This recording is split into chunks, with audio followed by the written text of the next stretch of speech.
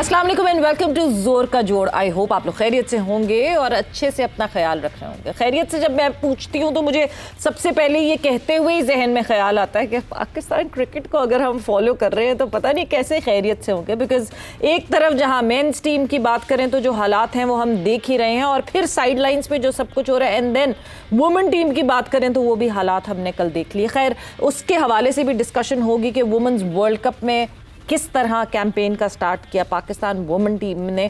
मगर साथ ही साथ जहां मेंस टीम की हम बात करें या ऑल ओवर पाकिस्तान क्रिकेट के अफेयर्स की बात करें तो कुछ अजीब ही हो रहा है। कुछ सिलसिला ऐसा चल रहा है कि आपको लगता है कि आपने सीधे हाथ मुड़ना है, मगर अचानक से आप उल्टे हाथ मुड़ जाते हैं, क्योंकि खबर कुछ और आती है, होता कुछ और है और सिलसिला कुछ और बैठता है। It is so confusing. मगर आज कन्फ्यूजन को दूर करने के लिए बहुत बड़ी प्रेस कॉन्फ्रेंस सेट की गई। एंड बड़ी से मेरा मतलब ये कि बहुत सारे लोग सामने आए। ऑलमोस्ट अगर मैं गिनना शुरू करूं तो 6 से 7 लोग थे जो कि स्टेज के ऊपर मौजूद थे, और लग रहा था कि बहुत बातें होनी है, बहुत डिस्कशन होनी है। उसमें सबसे पहले चेयरमैन मोहसिन नकवी साहब, चेयरमैन पीसीबी मोहसिन नकवी साहब भी मौजूद थे, माइक हेसन मौजूद थे, आकिब जावेद मौजूद थे, सुमेर साहब, सैयद सुमेर साहब मौजूद थे, जावेद मुगल साहब मौजूद थे। There was a huge panel. मगर वो कहते हैं ना, खोदा पहाड़ निकला चूहा, कि जिस पे बात होनी थी, जो इतनी दिनों से बातें चल रही थी, वो बातें हमें सुनने को नहीं मिली। जो हम शायद सोच रहे थे कि शायद इस हवाले से कोई बात होगी, कुछ तब्दीलियां होंगी, तब्दीलियां हुई, मगर बड़ी तब्दीली जो है वो सेंट्रल कॉन्ट्रैक्ट के हवाले से हुई। क्या बातें हुई, क्या गुफ्तगू हुई, वो तो हम अभी अपडेट जानेंगे जब हमारे कोरेस्पॉन्डेंट हमें ज्वाइन इन करेंगे। मगर उससे पहले जाहिर सी बात है इन चीज़ों के ऊपर डिस्कस भी करेंगे, और वो डिस्कशन करने के लिए हमारे साथ मौजूद हैं पाकिस्तान के senior most sports journalist Mirza Iqbal Baig. Iqbal साहब अस्सलाम वालेकुम and welcome to the show. वालेकुम अस्सलाम सवेरा, बहुत बहुत शुक्रिया आपका। दूसरी तरफ जी, अब हमारे सीनियर स्पोर्ट्स कोरेस्पॉन्डेंट हमें ज्वाइन इन करेंगे। कादिर ख्वाजा हमारे साथ मौजूद हैं। और कादिर, ये जो गूगली इस वक्त जो है पाकिस्तान क्रिकेट बोर्ड की पूरी मैनेजमेंट की तरफ से ये मीडिया को दी गई है, ये ज़रा इसको इस पजल को जोड़े और पजल को जोड़ के सामने रखें कि it was all about central contracts, या इतनी सारी जो पिछले 3-4 दिनों से कहानियाँ गर्दिश कर रही थी, खबरें गर्दिश कर रही थी, क्या हुआ उनका? देखिए सवेरा, पाकिस्तान क्रिकेट बोर्ड के जो बड़े थे उनमें chairman Pakistan cricket board Mohsin Naqvi भी मौजूद थे, सीईओ जो है वो अहमद सैयद थे, डायरेक्टर मीडिया थे, उसके साथ एडवाइजर टू चेयरमैन थे, और आकिब जावेद थे, और उसके साथ डॉक्टर जावेद मुगल भी मौजूद थे। तो ये पैनल जो है वो जब प्रेस कॉन्फ्रेंस करने आया उससे पहले जो है वो मीडिया को ब्रीफ किया गया सेंट्रल कॉन्ट्रैक्ट की कैटेगरीज के हवाले से। जो 5 कैटेगरीज बनाई गई हैं, नई कैटेगरीज को शक्ल दिया गया है, जिनमें जो वो पहली कैटेगरी होगी वो AB जो कैटेगरी होगी, जिसमें 2 फॉर्मेट होंगे, टेस्ट और वनडे। जो खिलाड़ी टेस्ट और वनडे खेलेंगे उनको AB कैटेगरी दी जाएगी। जिनको A कैटेगरी मिली है वो सिर्फ और सिर्फ टेस्ट क्रिकेट ही खेल सकते हैं। उसके साथ साथ B और C कैटेगरी में वाइट बॉल है, वनडे और T20 के प्लेयर्स। फिर उसके बाद जो C कैटेगरी है उसमें स्पेसिफिकली C कैटेगरी में जो है वो T20 क्रिकेट के प्लेयर्स शामिल होंगे। D कैटेगरी में NCA डेवलपमेंट और इमर्जिंग खिलाड़ियों को जो उन कैटेगरी है वो दी गई है सेंट्रल कॉन्ट्रैक्ट की। और इस हवाले से वाज़ेह किया गया है कि जिनकी फिटनेस का म्यार बेहतर होगा, 80% जो है वो तमाम जो चीज़ें हैं वो अब कंप्यूटर बेस्ड होंगी, और 85% कंप्यूटर बेस्ड होंगी, 15% जो है वो इंसानी हाथों में, मतलब के सिलेक्टर्स के हाथों में, और डॉक्टर जो मेडिकल पैनल होगा उसके हाथों में रह गई हैं। तो अब तमाम तर जो फैसले होंगे वो कंप्यूटराइज्ड होंगे, डॉक्यूमेंट्स बेस्ड होंगे, और उनके परफॉर्मेंस का जायजा भी डॉक्यूमेंट्स की बुनियाद पर दिया जाएगा। चेयरमैन ने वाज़ेह तौर पर कहा है कि जो डोमेस्टिक क्रिकेट नहीं खेलेगा उसके लिए पाकिस्तान क्रिकेट टीम के दरवाजे और पाकिस्तान क्रिकेट बोर्ड के दरवाजे बंद हो चुके हैं, और जिनकी फिटनेस का म्यार भी अच्छा नहीं होगा उनका भी जो है वो दरवाजे बंद हो चुके हैं। तो अब ये खास तौर पर मैं आपको थोड़ा सा ब्रीफ कर दूं कि टेस्ट क्रिकेटर्स के लिए भी, खास तौर पर जो टेस्ट क्रिकेटर्स मौजे करते रहते थे, इतनी ह्यूज अमाउंट उनको पाकिस्तान क्रिकेट बोर्ड देता था, और उसके बावजूद वो डोमेस्टिक क्रिकेट को तरजीहात में शामिल नहीं करते थे। अब उनके लिए भी कंपलसरी कर दिया गया कि वो टेस्ट क्रिकेट यानी स्पेसिफिकली रेड बॉल क्रिकेट को ही फरोग देंगे और वही खेलेंगे। उनके लिए T20 क्रिकेट या फ्रेंचाइज क्रिकेट के दरवाजे बंद हो चुके हैं। जो T20 T20 और जो लीग क्रिकेट के जो उनको फॉर्मेट का जो कैटेगरी बनाई गई है और उसके साथ वनडे के प्लेयर हैं उनको सिर्फ 2 लीग्स खेलने की इजाजत होगी। अलबत्ता डोमेस्टिक क्रिकेट में खास तौर पर जो वनडे कप होता है और T20 नेशनल T20 कप होता है उसके साथ साथ जो बाकी डोमेस्टिक के जो मुख्तलिफ कैटेगरीज हैं उनको ज्वाइन करना बहुत लाजमी होगा। इस हवाले से तमाम खिलाड़ियों से मुलाकात भी की है चेयरमैन पाकिस्तान क्रिकेट बोर्ड समेत जो दीगर ओहदेदारान थे।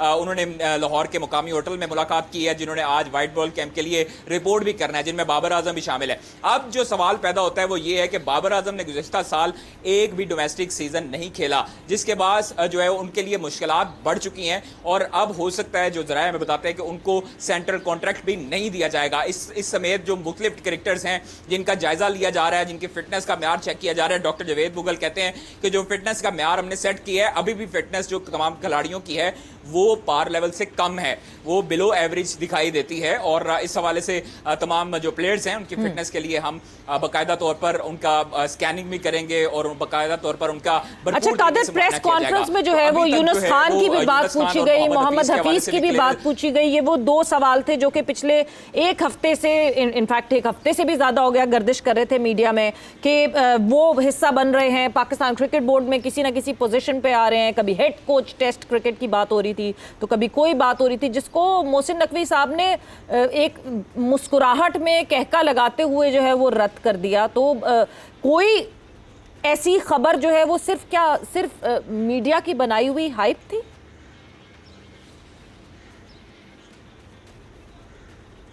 देखिए, चेयरमैन ने आज बाकायदा तौर पर वाज़ेह किया है यूनुस खान के हवाले से भी और मोहम्मद हफीज के हवाले से भी कि वो इन तमाम क्रिकेटर्स के साथ राब्ते में जरूर हैं, क्रिकेटिंग सर्कल जो है वो अपना बड़ा करने जा रहे हैं, लेकिन अभी उनके लिए क्या ओहदा डिफाइन किया है वो अभी जो है वो उसका फैसला नहीं हो सकता। और ये उनको बातें मीडिया से ही पता लग रही हैं कि ये फैसले हो चुके हैं। अलबत्ता ये फैसले नहीं हुए कि यूनुस खान को सरफराज की जगह लाने का फैसला किया गया है या मोहम्मद हफीज जो है वो सिलेक्शन कमेटी में होंगे, और ये अभी तक फैसले नहीं हो सके। अलबत्ता मुलाकात के हवाले से उन्होंने बिल्कुल डिनाई नहीं किया और उन्होंने कहा है कि मुलाकातें हुई हैं और तमाम जो क्रिकेटर्स हैं उनकी जो हम एक्सपर्टीज हैं उसको हम यूटिलाइज करने की कोशिश करेंगे और आइंदा आने वाले वक्त में जो खला हैं उनको पुर करने की भी कोशिश किया जाएगा। लेकिन ये उनका बाकायदा तौर पर ये कहना था, कैटेगोरिकली उन्होंने कहा है कि मीडिया से हमें ये खबरें मौसूल हुई हैं कि उन्होंने खुद ही इनको हेड कोच भी बना दिया और खुद ही उसके बाद जो है वो हेड कोच के ओहदे से हटा भी दिया। तो ये चीजें जो हैं ये चीजें चेयरमैन ने क्लियर की हैं कि इस हवाले से अभी तक कोई डिसीजन नहीं हो सका कि यूनुस खान को बैटिंग कोच या हेड कोच का ओहदा दिया जा रहा है पाकिस्तान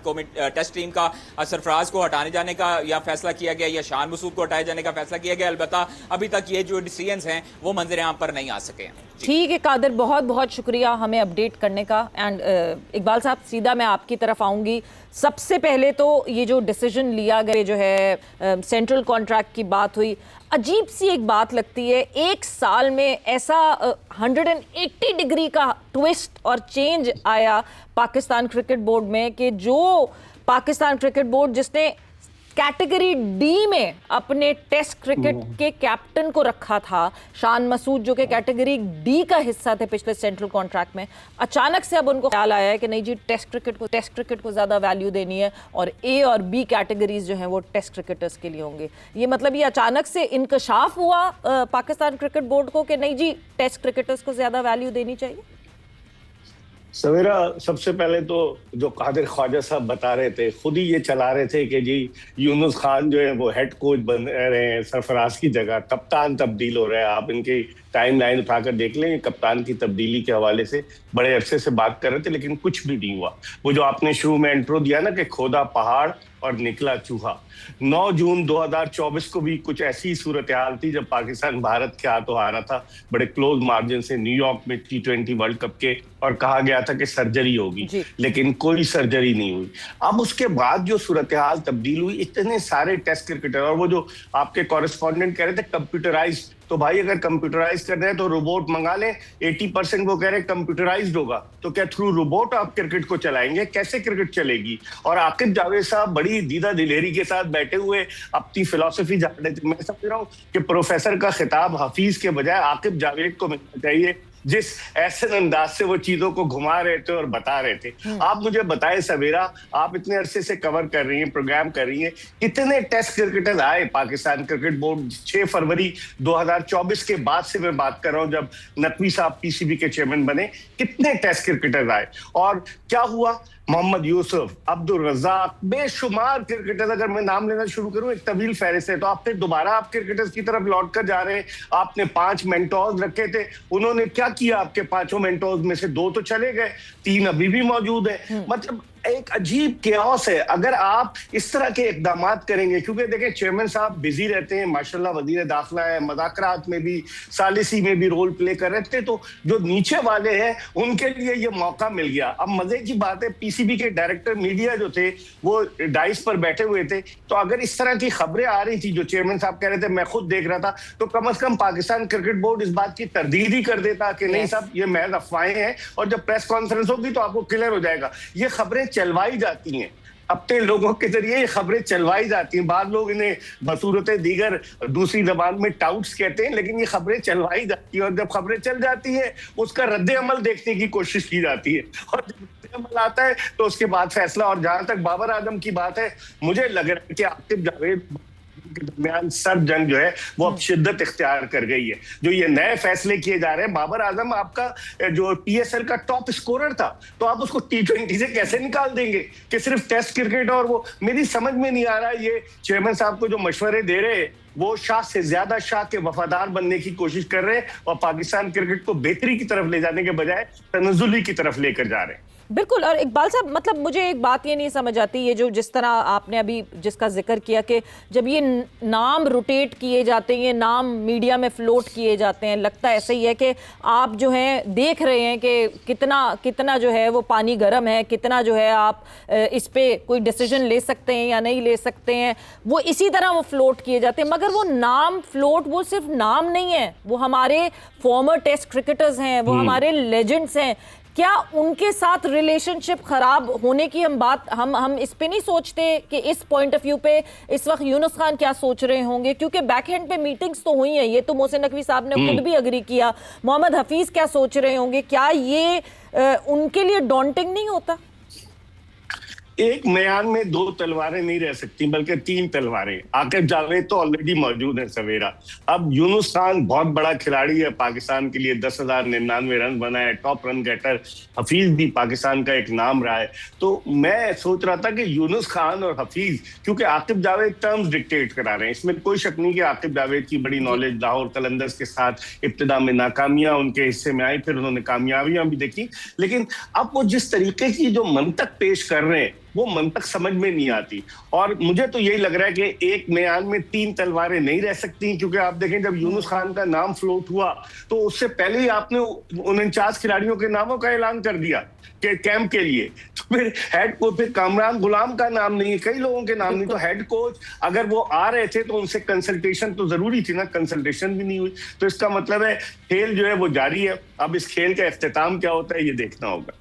इकबाल साहब, आकिब जावेद की आपने बात की, नो डाउट कि उनकी जो उन्होंने जो है किया है पाकिस्तान क्रिकेट के लिए या लाहौर कलंदर्स के लिए भी, आपने उनको बड़े अच्छे एक किरदार में देखा सामने, जिस तरह उन्होंने इवेंचुअली उस टीम को बिल्टअप करके और खड़ा कर लिया सामने 2 के। शुरू में सबको बड़ा डाउट था कि ये क्या कर रहे हैं अपनी टीम के साथ, ये क्या कॉम्बिनेशन सेट कर रहे हैं।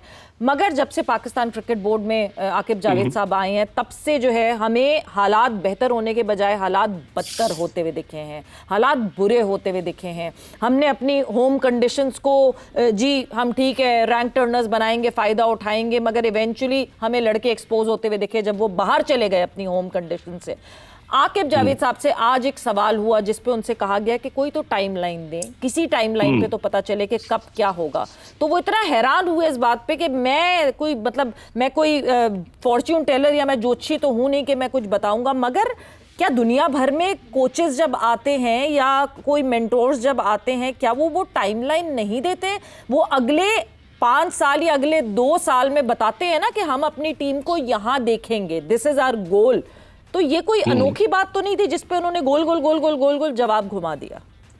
बस इस वक्त वो अकेले कुल बने हुए ना पाकिस्तान क्रिकेट के। हालांकि उन्होंने अपना क्रिकेट कैरियर कुर्बान किया, मैच फिक्सिंग के खिलाफ आवाज बुलंद की। और पीसीबी में आने से पहले आकिब जावेद जब नेशनल हाई परफॉर्मेंस सेंटर में थे, जब भी बहुत अच्छे थे। पता नहीं क्यों पाकिस्तान क्रिकेट बोर्ड में आने के बाद लोग जो है वो तब्दील हो जाते हैं और ताकत का नशा ऐसा सवार होता है कि वो सारी चीजें भूल जाते हैं। इसमें कोई शक नहीं, जनरल तौकीर ज़िया के दौर में जब वो सिलेक्टर थे, उन्होंने अपना डोमेस्टिक क्रिकेट का प्रोग्राम दिया, हम उन्हें सपोर्ट करते रहे। लेकिन इस मर्तबा आकिब जावेद जिस तरह की चीजें कर रहे हैं, मुझे तो लगता है कि पता नहीं क्या हो गया उनको, मुकम्मल तौर पे तब्दील शुदा आकिब जावेद, वो आकिब जावेद जो ब्लंट था, जो सच्ची बात करता था, जो सीधी बात करता था, अब वो नजर नहीं आ रहा है। लगता है कुर्सी की कशिश जो है वो उन्हें उठने नहीं दे रही। और इसीलिए आपने बड़ा सही मेंशन किया, मैं देख रहा था, उन्होंने कहा जी टीम के बारे में नहीं कह सकते, टाइमलाइन नहीं दे सकते, जीतेगी कि नहीं जीतेगी। भाई टीम तो हार रही है आपकी, आप क्रेडिट तो लें, आप सामने आते हैं, it means you are unofficial chief selector. तो अब ये आपकी जिम्मेदारी बनती है ना, मीडिया में आप सामने आते हैं, आप सारे शॉट्स खेल रहे हैं, आप हाई परफॉर्मेंस सेंटर के डायरेक्टर हैं, आप डिजर्विंग प्लेयर जो है वो बाहर हो जाते हैं। वो कहते हैं कि नहीं, आपने सुनी उनकी मंतक सुनी सवेरा, वो कहते हैं कि जी वो जो 16 प्लेयर देते हैं उनको खिलाना, 11 को खिलाना जो है कप्तान और कोच का काम है। तो भाई आप चीफ सेलेक्टर हैं, आप नहीं रेकमेंड कर सकते। अब वो जो आपका कॉरेस्पॉन्डेंट कह रहा था कंप्यूटराइज्ड होगा, अगर कंप्यूटराइज हो गया तो फिर इनका क्या काम रहेगा, सेलेक्टर्स का क्या काम होगा, मुझे और ये कंप्यूटराइज वाली कहानी ये इकबाल साहब नई नहीं है, एआई वाली कहानी, एआई से सिलेक्शन होगी, एआई से जो है स्क्वाड में आएंगे, ये हम पहले भी बातें सुन चुके हैं जिससे कोई फर्क नहीं पड़ा था। कुछ प्री रिक्विजिट्स रखे हैं सेंट्रल कॉन्ट्रैक्ट के, जिन प्री रिक्विजिट्स के ऊपर हम बिल्कुल बात करेंगे। वक्त एक ब्रेक का हुआ है, ब्रेक पर जा रहे हैं। ब्रेक से वापस आकर पाकिस्तान वुमेन टीम की शुरुआत कैसी हुई उस पर भी डिस्कशन होगी आफ्टर दिस शॉर्ट ब्रेक।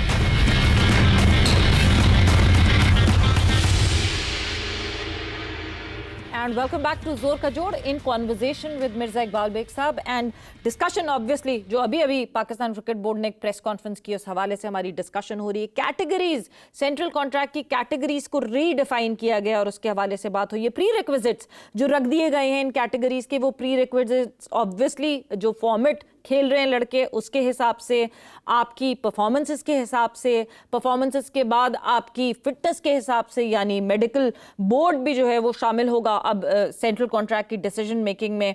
और ये प्री रिक्विजिट्स हैं जिसके हिसाब से होगा। और प्लेयर कौन कितना डोमेस्टिक खेलता है वो तो बिल्कुल बेस्ड इस पे है कि जो डोमेस्टिक खेलेगा उसको सेंट्रल कॉन्ट्रैक्ट मिलेगा वरना नहीं मिलेगा। इकबाल साहब, coming back towards you, define किया है, अलग अलग कैटेगरी निकाली गई हैं, कैटेगरी ए बी, फिर कैटेगरी ए, फिर category B C and then category D.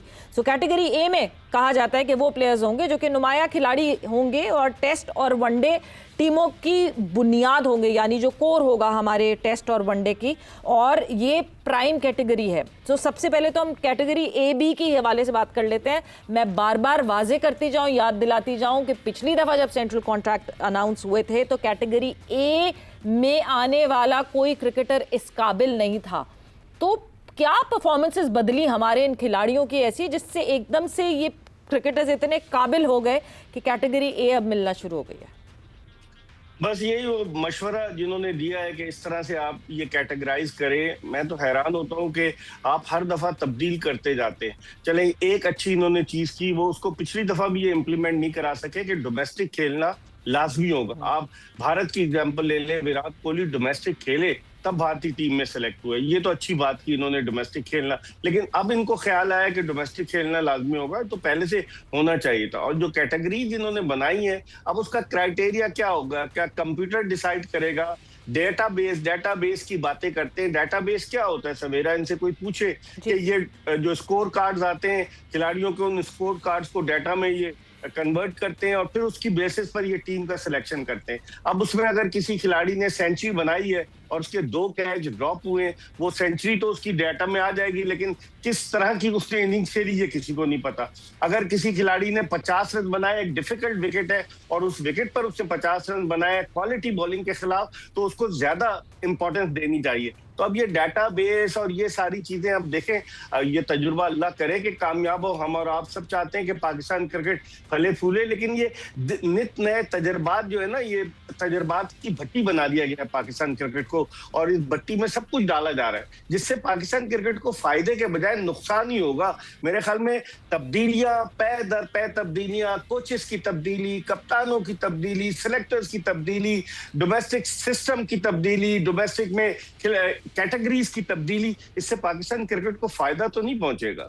बिल्कुल फायदा नहीं पहुंचेगा। और जिस तरह की जो परफॉर्मेंसेस सामने आ रही हैं, उन परफॉर्मेंसेस पे जब ये सारी बातें होती हैं आके, तो ऐसा लगता है कि ये अब हश हश कर रहे हैं अंडर द कार्पेट, सारी चीजें डाल के एक नई चीज के पीछे जो है वो पूरी आवाम को लगा देंगे कि अच्छा जी अब हम देखें इस तरह कर रहे हैं। जिस तरह आपने शुरू में भी कहा था कि सर्जरी का नारा तो जब भी लगा था जब हम न्यूयॉर्क के मैदान में मौजूद थे और जब हम इंडिया से 120 रन नहीं हम चेस कर सके थे और इंडिया से हमें शिकस्त का सामना हुआ था, तो सर्जरी का नारा तब भी लगा था। बट वापस आके फिर शायद मोहसिन नकवी साहब को जो है वो अपनी बातों में फिर से इन सब ने जकड़ लिया था, एंड आज भी लगता है कि वो दिन फिर से वापस आ गया। बिल्कुल आपने सही कहा, लोग तवक्को कर रहे थे कुछ ना कुछ होगा, यानी कि जितनी हाइप अपने खास लोगों के जरिए बना दी गई थी गुज़िश्ता 3-4 दिन से कि ये होगा वो होगा, और फिर जुम्मा हफ्ता इतवार जो है, बल्कि जुम्मे को तो चूंकि बजट था तो हफ्ता इतवार को चेयरमैन साहब ने मुलाकातें की मुख्तलिफ क्रिकेटर्स से, मुख्तलिफ लोगों से। आपको याद होगा पहले भी मुलाकात की थी इसी 5 स्टार होटल में। चेयरमैन साहब ने इतने सारे टेस्ट क्रिकेटर्स को बुलाया था जब चार्ज दिया था चेयरमैन का, तो उस वक्त भी टेस्ट क्रिकेटर सारे आए, सबने अपनी अपनी तजावीज दी। उन तजावीज पर अमल दरामद किसने नहीं होने दिया, ये भी कोई एक $1 मिलियन क्वेश्चन है। फिर उसके बाद वही फिर दोबारा हम उनसे मशवरे कर रहे हैं। अब आप बताएं ना कि मशवरे करने से इक़दामात उठाने में बड़ा फर्क होता है। आपने मशवरा तो किया तो अब आप कुछ करें, आप कुछ नहीं हो रहा, तो वही लोग जो बैठे हुए ना घूम फिर के, तो वो किसी को आने नहीं देते और उनकी दुकान चमक रही वो चमकने देते। तो अब जब ये बात सारी अब हो गई है, जब आप कोई क्राइटेरिया इस तरह का सेट नहीं कर रहे, हम परफॉर्मेंस बेस इवैल्यूएशन टीम की तो करेंगे, पर ये परफॉर्मेंस बेस इवैल्यूएशन कैसे होगी? मैं फिर से आकिब जावेद की उस बात पे जाऊंगी कि आकिब जावेद ने कुछ कमिट ही नहीं किया कि मैं तो कुछ कमिट कर ही नहीं सकता। ऐसा नहीं है कि मैं ये कहूँ कि जी इतने 6 महीने बाद टीम हारेगी नहीं, तो उन्होंने तो हर कमिटमेंट से जो है वो हाथ उठा लिया। इन लोगों की भी तो परफॉर्मेंस की एवोल्यूशन होनी चाहिए ना, क्या ख्याल है आपका? जब प्लेयर्स की एवोल्यूशन होती है तो जो लोग उन प्लेयर्स को सिलेक्ट कर रहे हैं उनका भी तो एहतसाब होना चाहिए। उनका एहतसाब तो नहीं हो रहा। प्लेयर्स के लिए कैटेगरी बना दी कि वही लोग वहां पर बैठे हुए। मेरी तो समझ में नहीं आता। आकिब जावेद बड़े ब्लंट आदमी थे, मैं फिर कहूंगा बोल्ड सवालात के जवाबात देते थे, लेकिन इस मरतबा लगता है कि कोई और आकिब जावेद आया था। ये शेखुपुरा वाला आकिब जावेद नहीं लग रहा था मुझे। ये पाकिस्तान क्रिकेट बोर्ड की कुर्सी की जिस तरह आपने बात की ना, मुझे लगता है उस कुर्सी पे साइलेंसर लगा होता है और बड़े बड़े आते हैं जो बात करते हैं, क्योंकि हम सबको बहुत उम्मीद थी आकिब जावेद साहब से कि एटलीस्ट ये जो है ना ये कॉम्प्रोमाइज नहीं करेंगे मेरिट पे, ये बात करेंगे डट के, बिकॉज इनकी ट्रैक रिकॉर्ड ऐसा बता रहा है। मगर वो ट्रैक रिकॉर्ड थोड़ा सा हिल गया। बिल्कुल आपने सही कहा। जब इन्होंने मैच फिक्सिंग के हवाले से जब ये गवाहियां वगैरह देने, खुद इन्होंने बताया कि उस वक्त एक कमरे में 2 खिलाड़ी ठहरा करते थे, तो कहने लगे जब मैं कमरे में दाखिल हुआ तो मोहम्मद यूसुफ कंबल ओढ़कर सो गए, और मैंने कहा क्या हुआ, तो कहने लगे कि मतलब सब इनसे अवॉइड कर रहे थे कि ये इतने ब्लंट थे, इतने सच्चे थे, लेकिन फिर क्या हुआ, मैं तो हैरान होता हूँ कि वो कहानी और आज की कहानी में कितना फर्क है। बिल्कुल। अच्छा, जब हम ये सेंट्रल कॉन्ट्रैक्ट्स की तो बात कर रहे हैं, अब इन सेंट्रल कॉन्ट्रैक्ट्स पे जाहिर सी बात है डिस्कशन वुमेन क्रिकेट की तरफ भी आती है, बिकॉज जब भी ये सारी डिस्कशंस होती हैं तो हम वुमेन क्रिकेट की बात करना भूल जाते हैं। दो कि इस वक्त इतना बड़ा इवेंट चल रहा है, वर्ल्ड कप चल रहा है, एंड किस तरह वुमेन क्रिकेट की क्या परफॉर्मेंसेज रही। हमने एक ट्राई नेशन सीरीज़ खेली जिसमें हम कोई जीत नहीं हासिल कर सके, फिर हमने वार्म अप खेला, हम वार्म अप में जीत नहीं हासिल कर सके। कल पाकिस्तान टीम इंडिया से आमना सामना हुआ, शुरुआत बेहतर की हमने, मगर उस शुरुआत के बाद एज यूजुअल हम डी ट्रैक हुए, डी रेल हुए और बहुत comfortably in the and team India ने जीत हासिल की। बहुत बड़ा डिफरेंस लगता है इकबाल साहब अगर हम अपनी वुमेन टीम को देखते हैं और फिर बाकी बड़ी इंटरनेशनल वुमेन टीम को देखते हैं। बिल्कुल सवेरा, इसमें कोई शक नहीं कि Pakistan cricket board women team पर इतने पैसे खर्च कर रहा है कि बेइंतहा पैसे पाकिस्तान क्रिकेट बोर्ड खर्च कर रहा है। अब अगर आप जिम्बाब्वे को पाकिस्तान बुलाएंगे सख्त गर्मी में उनके खिलाफ यकतरफा मुकाबले के बाद सीरीज जीत कर खुशी के शादियाने बजाएंगे, और जब आपको टफ अपोनेंट मिलता है वर्ल्ड कप में तो क्या सूरत हाल है? आपने खुद बताया, ट्राई सीरीज हार गए, एक वार्म अप मैच हार गए। इसकी बुनियादी वजह मैं ये समझता हूँ कि विमेन क्रिकेट में भी तसलसल नहीं है। कोचेस तब्दील हो रहे हैं, कप्तान तो अभी चले हैं, इसके अलावा सिलेक्टर्स तब्दील हो रहे हैं। कभी एंडी कोल आ जाते हैं, कभी वहाब रियाद आ जाते हैं, कभी मोहम्मद वसीम आ जाते हैं। समझ में नहीं आ रहा कि किस तरीके से इस मामले को सेटल किया जाए। जलालुद्दीन चीफ सिलेक्टर रहे, बहुत सारी चीजें हैं, तो मेरे ख्याल में वहां भी इनकंसिस्टेंसी है। और वहाब रियाज मतलब ठीक है, बहुत पाकिस्तान के लिए वो क्रिकेट खेले, लेकिन उनको अब आपने हेड कोच बना दिया। कल मैं इंटरव्यू देख रहा था, उसके आगे नीचे लिखा हुआ था हेड कोच, वरना पहले वो मेंटोर थे। तो समझ में नहीं आ रहा कि वहाब रियाज इस टीम को कैसे लेकर जाएंगे। इनमें एक आदमी ऐसा था, इमरान फरद, कि जो कोचिंग के साथ वाबस्ता रहा है, लेकिन बाकियों का क्या है? मेरी तो समझ में नहीं आ रहा कि विमेन क्रिकेट, क्योंकि उस पर लोगों की ज्यादा नजरें नहीं होती, लेकिन जब वर्ल्ड कप होता है सवेरा या कोई मेगा इवेंट होता है तो उसमें सबकी नजरें होती हैं। अब आप देखें ना, 7वीं मर्तबा हम हारे भारत से T20 में, 2 मैचेस जीते हैं T20 में, और फिर उसके अलावा आप देखें कि तमाशाई कितने ज्यादा थे। 18,840 तमाशाई थे एजबास्टन बर्मिंघम, और पाकिस्तान की रिकॉर्ड और पाकिस्तान की परफॉर्मेंस देख लें कि किस तरीके से, समझ नहीं आ रहा था बैटिंग कोच ने क्या बताया। बहुत सारी चीजें जिस पर दिल खून के आंसू रोता है। आप देखें पड़ोसी मीडिया कितना मजाक उड़ा रहा था टीम का। तो खुदारा इस जानिब तवज्जो दी जाए। मेरिट पर अगर फैसले करेंगे आप, विमेन टीम पे पैसा बहुत खर्च कर रहे हैं पाकिस्तान क्रिकेट बोर्ड, हर तरह की फैसिलिटी दी हुई है। अब आप भारत को देख लें कि भारत की विमेन क्रिकेटर्स को उतना ही अमाउंट मिलता है जितना उनके मैन क्रिकेटर्स को मिलता है, जितना विराट कोहली को एक मैच का, इस तरीके से उन्होंने किया हुआ है। और हमारे यहाँ क्या है? हमारे यहाँ तो बस तू चल मैं आया वाला हिसाब है कि बस मेरिट तो जो है वो कहीं चली गई है, और बगैर मेरिट के ही जो आप देखें कल की टीम में भी देख लें, बैटिंग में कहाँ आपको नजर आया? कई प्लेयर्स को हमने साइडलाइन कर दिया। सिद्रा अमीन कहाँ चली गई? इतनी अच्छी बैटर थी। बहुत सारे हमने फैसले ऐसे किए जो हमारी विमेन क्रिकेट के लिए नुकसानदेह साबित हुए। इकबाल साहब, मेरा ख्याल से ना फायदा उठाते हैं लोग, क्योंकि वुमेन क्रिकेट पे हम इतनी बात नहीं करते, वुमेन क्रिकेट को इतना हाईलाइट नहीं किया जाता। मेंस क्रिकेट में तो एक क्रिकेटर छींक भी मार देता है तो उसको खबर बना लेते हैं, और वुमेन क्रिकेट में इसका मेरा ख्याल से भरपूर तरीके से फायदा इस तरह उठाया जाता है कि क्या कर रही है वहाँ की सिलेक्शन कमेटी। असद शफीक जो कि यहाँ पे भी सिलेक्शन कमेटी का हिस्सा, फिर पाकिस्तान, फिर कराची क्रिकेट को भी हैंडल कर रहे हैं असद शफीक, और फिर उसके बाद जो है वो वुमेन सिलेक्शन कमेटी का भी जो है वो हिस्सा है। तो उनसे कभी भी कोई सवाल नहीं पूछता, एक खामोशी से कोने पे असद बैठे हुए हैं, और इतने सारे ओहदे उनके कंधों पर हैं, और वो डिसीजन पे डिसीजन लिए जा रहे हैं। तो सिलेक्शन की बात तो कोई वुमेन क्रिकेट में करता ही नहीं है। वो असद शफीक जो है वो एक तो ना बोलते हैं ना सुनते हैं, वो बिल्कुल उम्मुन बुकमुन सुम्यून की तरह से है। और आप नोट करें कि वो बैटिंग कोच भी बन गए पाकिस्तानी टीम के, और कराची में वाक़ Hanif Mohammad high performance centre के इंचार्ज भी वही हैं। बहुत सारी चीजें उनके हिस्से में आ रही हैं। तो अब क्या करेंगे? सिलेक्टर भी वही हैं, विमेन के भी सिलेक्टर हैं, मैन के भी सिलेक्टर हैं। तो क्या पाकिस्तान में जो 262 टेस्ट क्रिकेटर्स आए हैं, कुछ तो इंतकाल कर गए, कोई भी इस काबिल नहीं है जिसको जिम्मेदारी सौंपी जा सके। बिल्कुल लग ऐसे ही रहा है कि कोई अब है नहीं, इनको कोई और दिख नहीं रहा है इनके बियॉन्ड। बट इकबाल साहब, जाते जाते क्या एक्सपेक्ट करें हम पाकिस्तान वुमेन टीम से? बिकॉज ये पहला मैच तो बिल्कुल भी सैटिस्फैक्ट्री नहीं था। फिर मैं वही कहूँगी, शुरुआत अच्छी है, फातिमा सना में वो स्पार्क दिखता है, अच्छी कैप्टनसी कर सकती हैं, मगर मेरे ख्याल से स्ट्रीमलाइन जो है वो अच्छे तरीके से करना पड़ेगा। बिल्कुल आपने सही कहा, हमारा ग्रुप बड़ा टफ है। ऑस्ट्रेलिया भी गालिबन इस ग्रुप में है, तो हमें अब अपनी आउटपुट जो है हमें देना पड़ेगा 100%। टीम में पोटेंशियल है, लेकिन जिस तरह की कारकर्दगी ग्राउंड में नजर है ना, उससे तो पता है। कैचेज हमने ड्रॉप किए, सिमरती मंधाना के कैचेस 2 ड्रॉप हुए, बहुत सारी चीजें। शायद टीम मैनेजमेंट इस पर काम करे, और अल्लाह करे कि आने वाले मैचेस में हमारी टीम अच्छा परफॉर्म करे। बिल्कुल, सारी जो बड़ी टीम्स हैं वो मौजूद हैं, और सिर्फ एक नीदरलैंड वुमेन है, और पता नहीं उससे भी हम कैसा खेलेंगे, वरना Australia, India, Bangladesh, Netherland, Pakistan, South Africa, एक बहुत टफ ग्रुप है पाकिस्तान टीम के लिए। एक और जाते जाते मैं बिल्कुल आपसे जानना चाहूंगी, बांग्लादेश, क्योंकि मैंने बांग्लादेश वुमेन का भी यहाँ नाम देख लिया, बांग्लादेश मेंस टीम की भी बात करें, हमें बहुत चेंज दिखा। बांग्लादेश ने जिस तरह हमसे टेस्ट क्रिकेट भी खेली, बड़े डोमिनेंट दिखे वो हमारे ऊपर, और अब ये वक्त आ गया है कि शायद हम बांग्लादेश क्रिकेट से भी डरना शुरू हो गए, because obviously they are doing well.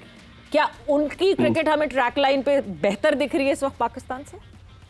बहुत ज्यादा आगे उनकी क्रिकेट दिख रही है। हालांकि उनके जो पिछले चेयरमैन थे अमीनुल इस्लाम बुलबुल, वो चले गए। तमीम इकबाल जो क्रिकेट खेले हैं वो चेयरमैन बन गए, और 25 साल के तवील अरसे के बाद बांग्लादेश ने ऑस्ट्रेलिया को हराया सीरीज में। वनडे में भी जो हराया, 25 साल बाद सीरीज भी जीती 2-1 से।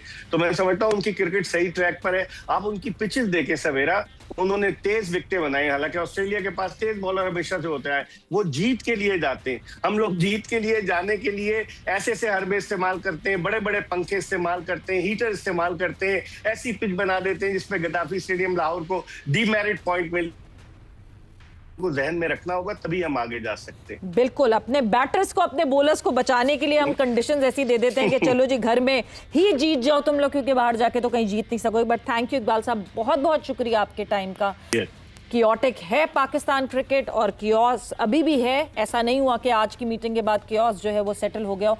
बट आई होप कि कुछ बेटर डिसीजंस हों। ये जो सेंट्रल कॉन्ट्रैक्ट के डिसीजंस हैं, आई होप कि कुछ उससे बेहतरी आए, कुछ प्लेयर्स के ऊपर सख्ती भी हो, मगर सिर्फ प्लेयर्स के ऊपर सख्ती ना हो। ये जो इतने सारे डिसीजन मेकर्स हैं, ये भी आंसरेबल होने चाहिए, ये भी अकाउंटेबल होने चाहिए और ये भी जवाबदेह हों कि क्या कर रहे हैं ये पाकिस्तान क्रिकेट के साथ। With that, Savera Pasha signing off. जोर का जोड़ का वक्त खत्म हुआ। टेक केयर, बाय बाय, अल्लाह हाफिज।